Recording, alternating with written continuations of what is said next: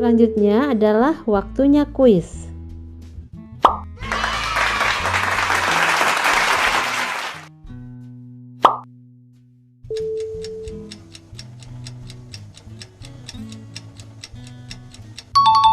Tamanegi,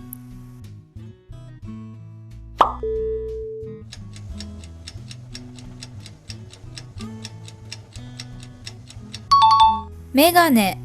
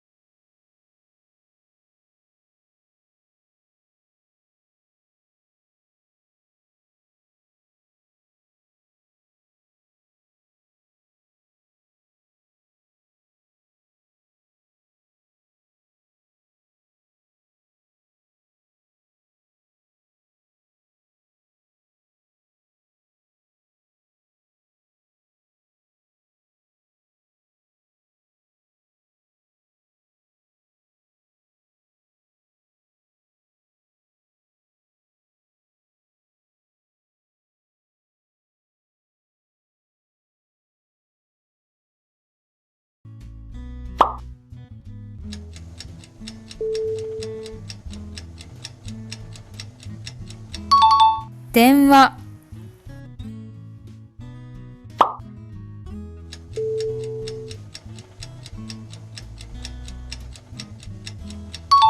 kippu,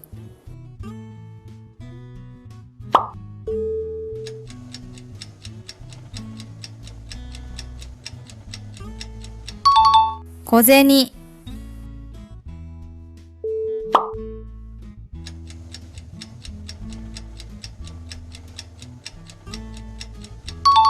tomodachi,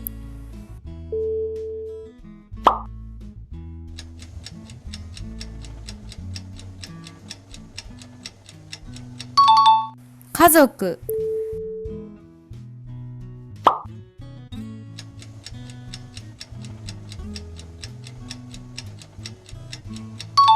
muzukashii,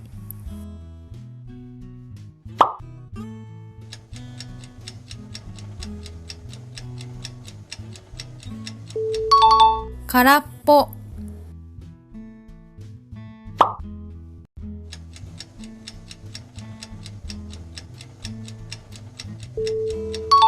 bara,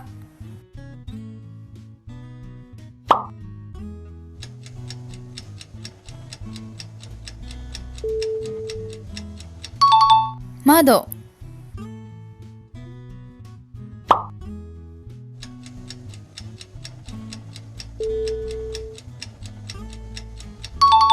hoppeta,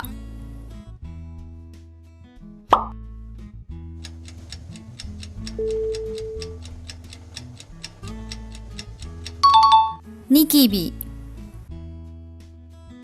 Demikian tadi kita sudah mempelajari dakuong, hangdakuong, choong, dan sokuong.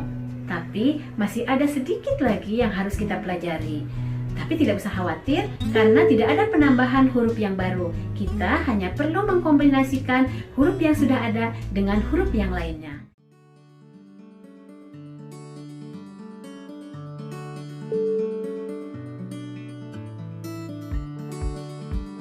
皆さんこんにちは。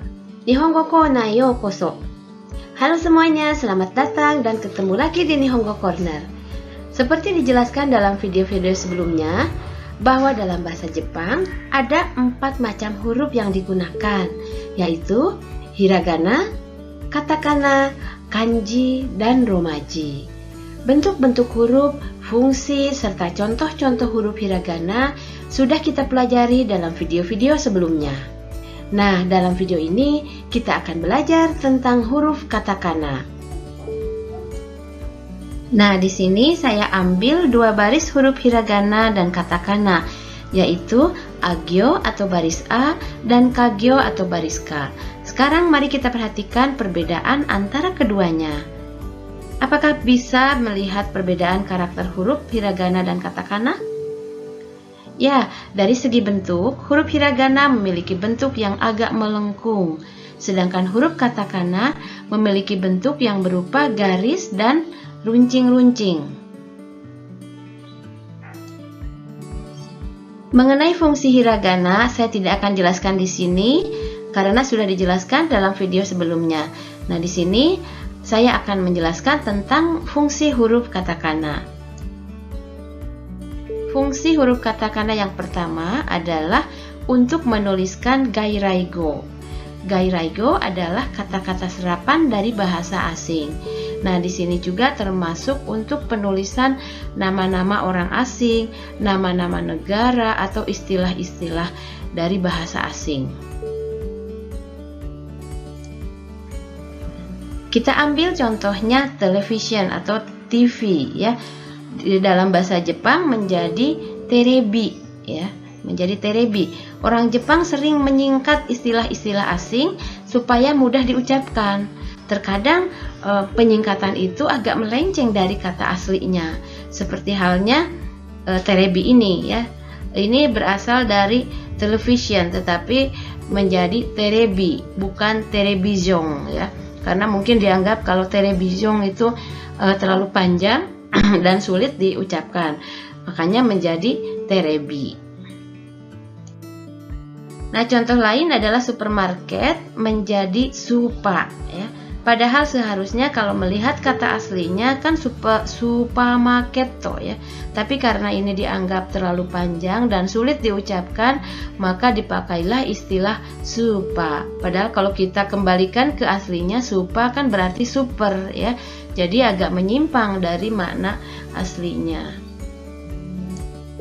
Penulisan kosakata asing atau gairaigo ini biasanya berdasarkan pada pelafalan dalam bahasa aslinya atau bahasa asalnya yang disesuaikan dengan pelafalan bahasa Jepang. Misalnya kosakata ini communication ya. Di dalam bahasa Jepang menjadi communication ya. Selain penulisan hurufnya juga ditentukan di mana diletakkan bunyi panjang ya. Jadi penempatan bunyi panjang berdasarkan bagaimana orang Jepang menangkap bunyi aslinya sehingga mereka merasa perlu menempatkan bunyi panjang. Ini sebuah contoh yang saya lihat ya, seperti halnya kosakata ini Garuda ya. Padahal kita sebagai penutur asli mengucapkan Garuda biasa saja, tidak memakai bentuk panjang. Tetapi entah kenapa orang menyebut maskapai Garuda ini dengan pelafalan Garuda. Jadi bisa kita prediksi bahwa orang Jepang membuat tulisan katakana berdasarkan apa yang mereka dengar dan mereka tangkap. Mungkin orang Jepang merasa pada lafal ru perlu dipanjangkan sehingga menjadi Garuda. Itu tadi sedikit yang saya singgung tentang penulisan gairaigo. Selanjutnya, mari kita kembali ke fungsi katakana. Fungsi katakana selain untuk menuliskan istilah asing atau gairaigo, juga dipakai untuk menuliskan kata-kata yang berupa penegasan dalam kalimat. Meskipun sesungguhnya itu adalah kosakata bahasa Jepang, tetapi seringkali dituliskan dalam katakana kalau penulis bermaksud menegaskan atau memberi penekanan pada kata tersebut. Nah, selain dua hal tadi, fungsi katakana juga untuk menuliskan onomatope ya, atau menirukan bunyi. Dalam bahasa Jepang banyak sekali onomatope ya. Untuk menyatakan sebuah gerakan biasanya diberi tambahan berupa gambaran gerakan tersebut atau gambaran bunyi tersebut. Misalnya dalam kalimat ini, sasato furo ni hairi nasai. Ya. Jadi sasato itu menggambarkan sesuatu yang bergerak secara cepat. Jadi tidak ada artinya, itu sasato itu tidak ada artinya, hanya menggambarkan sesuatu yang cepat. Artinya, ayo cepat-cepat mandi gitu. Selanjutnya misalnya contoh ini, onaka ga peko-peko ya. Onaka ga peko-peko artinya perut lapar ya. Sebetulnya lapar itu dalam bahasa Jepang onaka ga suita atau onaka ga suiteiru ya. Bisa seperti itu. Tetapi peko-peko di sini menggambarkan kondisi lapar yang sangat ya, sehingga seolah-olah berbunyi peko-peko ya. Atau mungkin di dalam bahasa Indonesia itu sepadan dengan apa ya?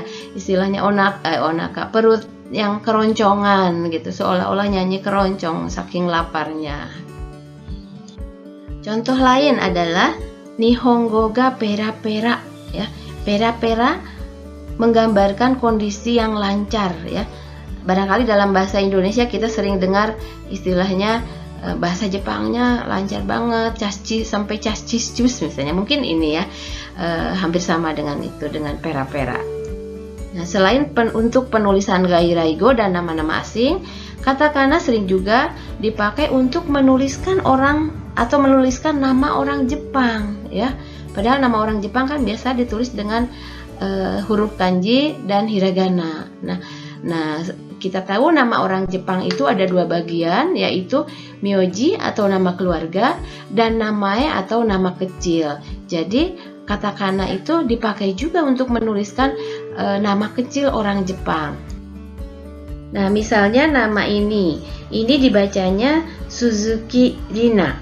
Suzuki adalah nama keluarga dan Rina adalah nama kecil. Nah, zaman dulu nama-nama perempuan Jepang menggunakan nama-nama yang betul-betul prototipenya Jepang, seperti ada akhiran ko di akhir namanya, Hanako, Masako, Yukiko, Yuriko dan sebagainya.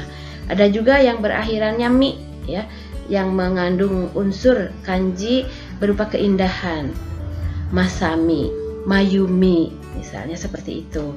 Tetapi tren sekarang banyak orang Jepang yang menggunakan katakana untuk nama kecilnya supaya mungkin ya lebih terkesan global atau lebih terkesan up to date, terkesan fashionable seperti itu. Jadi tidak heran kalau penamaan orang Jepang juga akhir-akhir ini banyak yang menggunakan huruf katakana, padahal mereka asli orang Jepang, bukan half atau yang keturunan ya.